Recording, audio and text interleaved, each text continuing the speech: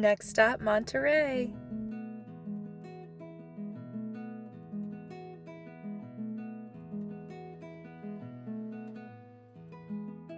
Time to find somewhere to eat at Old Fisherman's Wharf.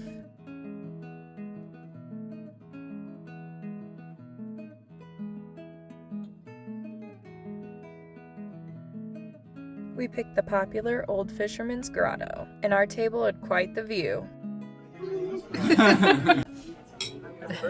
Thanks. We took the opportunity to celebrate my birthday a little early. Cheers. Oh, whoa. Look, Will bought me a flower.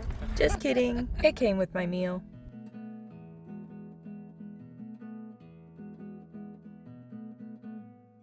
This 18-mile bike path is one of the best coastal rides in the country.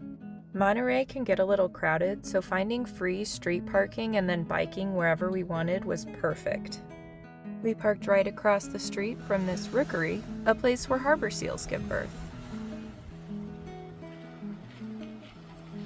We watched for about an hour or so, and in the next video you'll get to see the most exciting thing we saw this trip.